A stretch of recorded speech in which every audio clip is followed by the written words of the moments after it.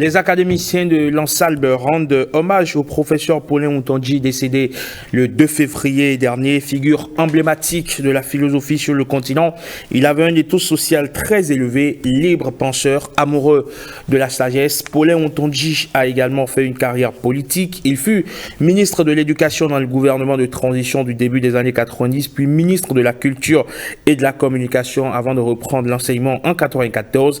Mais si l'ancien normalien de Paris a traverser les âges pour entrer dans l'histoire, c'est davantage par son enseignement et son apport intellectuel. L'Académie nationale des sciences et lettres du Bénin salue la mémoire d'un précurseur. Nous sommes avec le professeur Adrien Ouanou, professeur émérite de littérature, des littératures africaines francophones. Bonjour et bienvenue, professeur. Bonjour. Comment allez-vous, professeur? Plutôt bien. Mais c'est un plaisir de vous recevoir sur 5 sur 7. Moi aussi. Marcel Arrossi. Oui. Alors, professeur, on dit de vous que vous êtes aujourd'hui l'une des figures qui représente le mieux l'Université nationale du Bénin aujourd'hui, Université d'Abomey-Calavi. Dites-nous, vous qui avez fréquenté autrement et plus que certains le professeur Paulin Ontonji, qu'est-ce qu'on peut retenir définitivement de lui? De Paulin Ontonji, ce que je retiens tient en 3 mots. D'abord, c'est un penseur qui pense droit. Je vais expliquer tout à l'heure ce que je dis par là. C'est un penseur qui pense droit, qui dit de belle façon ce qu'il pense. Et c'est un penseur qui a toujours été prêt pour le combat des idées, dans le champ de la philosophie. C'est ce que je retiens de lui. Un penseur qui pense droit. Qui pense droit. Ça veut dire? Ça veut dire que s'il ne pensait pas droit, qui pense droit, ça veut dire qu'il est fidèle à lui-même, qui va jusqu'au bout de son argumentation, qui défend ses idées avec toute la vigueur nécessaire. S'il ne pensait pas droit, s'il n'était pas fidèle à lui-même, il n'aurait pas pu mener le combat qu'il a mené dans le champ de la philosophie. Parce qu'il a combattu, Paulin Ontonji. Paulin Ontonji, c'était un combattant aussi. Un combattant, oui. Combattant dans le champ de la philosophie. Vous l'avez côtoyé donc dans le monde scientifique. Je rappelle que vous avez pendant très longtemps enseigné au département des lettres modernes de l'université d'Abomey-Calavi, d'abord de l'Université nationale du Bénin, puis de l'Université d'Abomey-Calavi. Oui. Vous l'avez côtoyé donc dans le monde scientifique. Est-ce que vous pouvez nous parler de sa rigueur scientifique? Sa rigueur scientifique, j'ai commencé à en parler. Oui, je l'ai côtoyé, bien sûr, puisque nous avons tous les deux enseigné à la Flash, qui est devenue aujourd'hui 2 facultés, la faculté des lettres, langues, arts et communication d'une part, et faculté des sciences humaines et sociales d'autre part.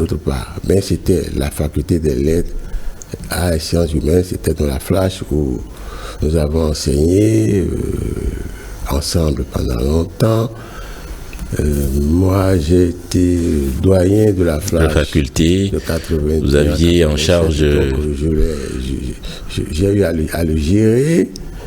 Et après, on s'est retrouvé à l'Académie nationale des sciences depuis 2010. On travaille ensemble. Voilà, je le connais comme ça en tant qu'intellectuel. Voilà. On dit que vous, particulièrement, vous restez attaché à cette faculté-là. Oui, bien sûr. J'ai passé la grande partie de ma vie dans cette faculté. J'y suis arrivé assez tôt quand même. Je suis arrivé quand même en 1971 et j'y suis toujours, puisque même étant à la retraite, je suis toujours présent dans mon département. Je suis professeur émérite, vous l'avez dit. Je suis resté dans cette faculté. J'ai donné le meilleur de moi-même, disons, par mon enseignement, par mes activités de chercheur, de chef d'équipe, et voilà. Qu'est-ce qui a pu vous marquer dans cette vie que vous avez eu à partager avec Paulin Ontonji? Paulin Ontonji, c'est sa rigueur. Quand on parle de Paulin Ontonji, on oublie peut-être un petit détail, enfin je dis petit détail, Paulin Ontonji fait partie de l'élite. Parce qu'on oublie de dire qu'il est agrégé de philosophie. Être agrégé dans les lettres et sciences humaines et sociales, pour sa génération, ça signifie énormément de choses. Il faisait partie de l'élite. Pour ma génération, quand nous étions jeunes, quand on disait que pour nous les Africains, les Négro-Africains, quand on disait que Senghor était agrégé de grammaire, oh là là là là, on tombait d'admiration. C'est ce que cela veut dire, ça. Être agrégé dans une discipline des sciences humaines et sociales. Eh bien, Paulin Ontonji, agrégé de philosophie, ça signifie quelque chose. C'est important. Il a presque théorisé l'ethnophilosophie, ce qu'on appelait l'ethnophilosophie. Il n'a pas théorisé l'ethnophilosophie. Non. L'ethnophilosophie est apparue dans le champ des débats philosophiques et rien ne se serait passé si Paulin Ontonji n'avait pas protesté. Il a toujours un esprit contestataire pour ce qui n'est pas droit. C'est pourquoi j'ai dit un penseur qui pense droit. La philosophie a toujours existé, et puis à un moment, des recherches ont été faites sur les mœurs, les cultures africaines. Il y a eu des documents partout, on a parlé des Dogons. Ici, moi, j'ai lu depuis longtemps des papiers, des livres sur,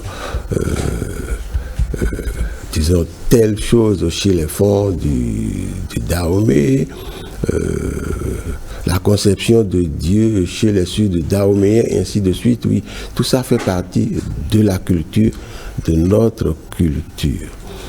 Et à partir de l'instant où tout cela a commencé à être fait, un pasteur belge, Tempels, a donc publié un livre, Philosophie Bantou. Paulin Ontonji s'attendait à lire de la philosophie dans ce livre, mais en fait, ce n'était pas de la philosophie, c'était de l'ethnologie. Et beaucoup de scientifiques africains, disons philosophes, sociologues, anthropologues, se sont engouffrés dans cette brèche-là et on a commencé à parler de philosophie africaine. C'est ça. Si nous avons pu vaincre la fatalité, comme cela a été bien déclaré en 90 lors de la conférence nationale des forces vives de la nation, c'est aussi grâce à Paulin Ontonji. Paulin Ontonji, il a écrit d'ailleurs un petit livre, Contribution à la révolution béninoise, c'est le sous-titre. Le titre premier, je l'ai oublié, mais ça doit se trouver dans mon petit livre là. J'ai dit, il a combattu, Paulin Ontonji a toujours eu un esprit contestataire. Quand quelque chose n'est pas droit intellectuellement, enfin, ne correspond pas à ce qu'il pense, eh bien, il a toujours protesté. Donc, il était déjà, disons, révolutionnaire, oui, par sa pensée, avant que ne naisse notre révolution. Donc, ce n'est pas... Okay. Voilà.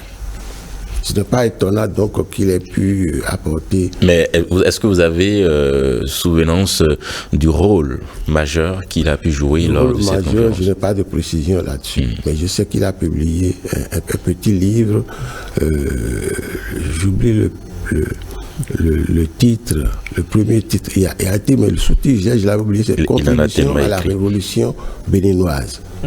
Est-ce que vous avez des anecdotes à partager avec nous au sujet de Paulin Ontonji que vous avez côtoyé justement à l'université, certainement au détour d'un colloque, au détour d'une activité scientifique où il s'est passé quelque chose? Est-ce que vous avez des anecdotes pour nos professeurs? Des anecdotes, Je ne m'en souviens pas vraiment. Ce qui m'a marqué chez lui, c'est que la première fois qu'on s'est rencontrés comme ça, année à année, je l'ai connu il y a longtemps, hein, j'ai entendu son nom, j'ai vu sa silhouette en 1969 à Besançon. J'étais en train de faire ma maîtrise de lettres modernes. Lui était venu dispenser un cours, il était déjà assistant dans l'université française, cours de philosophie. Il rentrait quand quelqu'un m'a dit, voilà, ce monsieur-là, il est de chez vous, il est du Dahomey aussi. Ah bon? Il s'appelle Paulin Routongi. Bon, et puis ça s'est passé comme ça, et puis je suis rentré à la Flash, et lui, il est venu après. Quand il venait à la Flash, il était déjà maître assistant. Et je me suis rencontré, quand on s'est rencontrés année à année, et il me sert ceci, éminent collègue. Je me suis dit, c'est Paulin Routongi, pourquoi il m'appelle éminent collègue? Bon, de toute façon, il a continué à me dire éminent confrère jusqu'à sa disparition, dans le cadre de l'académie. Éminent collègue, éminent professeur, oui, avons aussi, nous aussi envie de dire. Alors, avec l'université d'Abomey-Calavi, l'académie à laquelle vous appartenez s'apprête à rendre un hommage de plus au professeur émérite. Oui, nous voulons rendre hommage à Paulin Routongi parce que de la classe intellectuelle du Bénin, c'est un grand nom. Bien sûr. J'ai dit tout à l'heure, Paulin Routongi fait partie de l'élite intellectuelle. Et le combat qu'il a mené est un combat important pour clarifier les choses. C'est un combat pour le sens. Philosophie n'est pas ethnologie, philosophie n'est pas sociologie. Je me souviens encore, quand il était ministre de l'Éducation nationale, l'un de ses combats a été de dire « Ne confondez pas sociologie et philosophie ». À l'université, on est sociologue ou on est philosophe. On n'est pas les deux à la fois. Ça, je me souviens, il a même été critiqué par certains pour cette trop grande rigueur, ce qu'on appelait, je pense qu'il a toujours eu raison. Il a dit non. Un sociologue est un sociologue n'est pas un philosophe. Parce que quand la faculté est née, quand le département est né, puisque j'étais là, c'était d'abord le département des études littéraires et linguistiques, et après c'est devenu faculté des lettres avec tout cela. Bon, on était tous ensemble à la rentrée de 71, mais progressivement, les choses se sont clarifiées, les lettres modernes sont restées là, à l'origine, puisque nous étions à l'origine. Bon, et après, la philosophie est partie. Avec la sociologie, on enseignait les deux disciplines dans le même département. Et donc, on a pris la mauvaise habitude de confondre les philosophes et les sociologues. Et les sociologues. Ça ne lui a pas plu. À cause de sa rigueur là, vraiment dure, hein, sur le plan des idées, il a protesté. Ça, je me souviens toujours de ça. Alors, parlez-nous alors de comment vont se passer les choses. C'est déjà après-demain, hein, le 1er mars, oui, à l'université. Oui, à l'université. Quand se passera donc à l'université, tout va commencer à 9h. Bon, alors c'est l'Académie nationale des sciences qui a eu l'initiative de cet hommage, parce que c'est là que Paulin Routongi évolue, mais l'hommage est organisé avec l'université d'Abomey-Calavi, parce que nous sommes tous des universitaires d'abord avant d'être membres de l'Académie nationale des sciences. Donc c'est l'université. C'est l'académie et l'université qui organisent cela. Tout va commencer à 9h précises. Bien sûr, il y aura l'hommage l'académie. Notre président, c'est le professeur Padono Nazaire, professeur émérite lui aussi. Bien sûr. Et le recteur de l'université, Félicien Avlessi. Félicien Avlessi, interviendra. Voilà, bon. Le recteur interviendra, mais pour l'heure, fait partie de nos facultés. Le doyen, bon, c'est une dame, je l'appelle quand même le doyen interviendra probablement aussi. Voilà. Et d'autres personnes, d'autres structures participeront à cet hommage. C'est grand public. C'est grand public. Oui, c'est grand public, bien sûr. Oui. D'accord. Alors, que fera l'Académie par la suite pour essayer quand même d'immortaliser cette figure historique de l'intellectualisme béninois et africain, si on peut dire. Ce que l'Académie fera, je ne peux pas le dire dans le détail maintenant, mais comme nous avons commencé, vous devenez un peu qu'on continuera de lui rendre hommage. Pour l'heure, Otonji a publié des ouvrages, on en parlera bien sûr, oui, certainement, et on ne le fera pas sans la presse. D'accord. Est-ce que, professeur, on est en droit de dire que Paulin Otonji fait partie de cette race d'intellectuels comme on n'en a plus, ou presque plus aujourd'hui?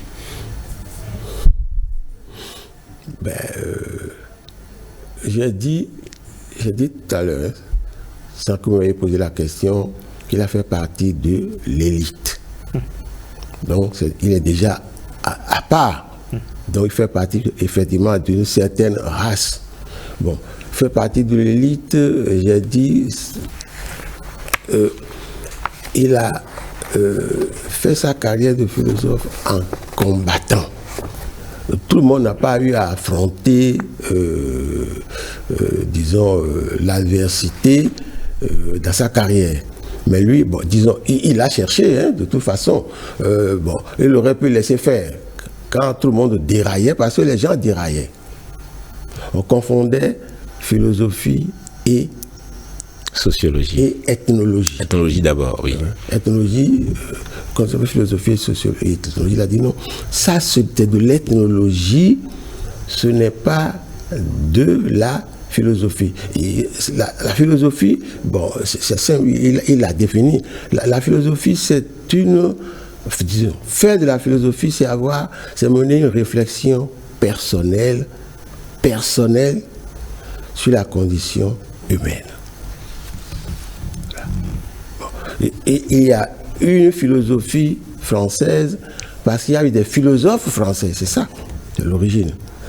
Ce que l'imaginaire collectif d'une société, ce n'est pas la philosophie.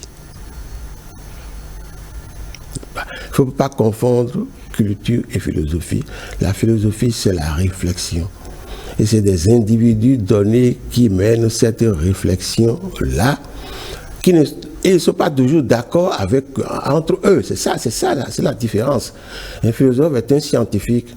Il a sa façon de penser la condition humaine. Et donc, voilà en quoi il s'est distingué. Ce combat-là, il l'a mené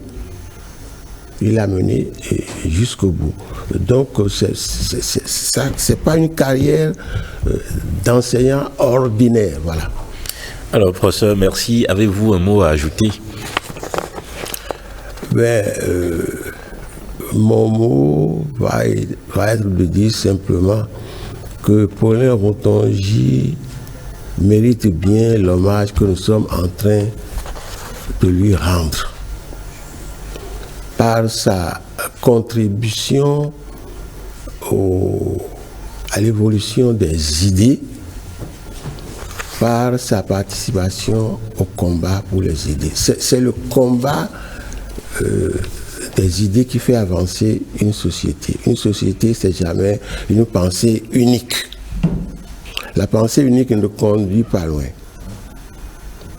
Et surtout, lorsque tout le groupe se trompe, parce que c'était le cas concernant la philosophie africaine. Et ce livre qu'il a publié là, sur la philosophie africaine, il fallait que quelqu'un le publie. Voilà. Pour dire, ne déraillons pas. C'est important. Il a toujours été droit dans sa réflexion Et c'est parce qu'il était droit, qu'il était fidèle à lui-même, à sa rigueur, qu'il a pu mener tout ce combat-là. Donc l'hommage que nous lui rendons est un hommage mérité. Je pense que nous devrions continuer de lui rendre cet hommage-là. Bon, je me félicite du fait qu'on n'a pas attendu qu'il soit mort avant de commencer à lui rendre hommage, à reconnaître son apport à notre société en tant qu'homme de science. Très bien. Merci beaucoup à vous, professeur Adrien Wanon. Vous êtes donc professeur émérite des littératures africaines francophones. Merci d'être passé sur 5 sur 7 matin. Nous éclairer sur, évidemment, cet hommage que l'Ensalbe compte, faire au défunt Paulin Ontondji, professeur émérite, lui aussi un intellectuel accompli de son époque, bien sûr, qui aura impacté plusieurs générations, on va le dire ainsi. Merci beaucoup et très bonne journée du mercredi à vous, professeur. À vous de même. 5 sur 7 matin, il est l'heure à présent d'installer le forum de discussion. On va s'écarter de tout ce qui est philosophie, de tout ce qui est littérature, pour parler sport. C'est diamétralement, enfin, pas opposé, mais bon, il y a quand même un chemin d'écart. À tout de suite.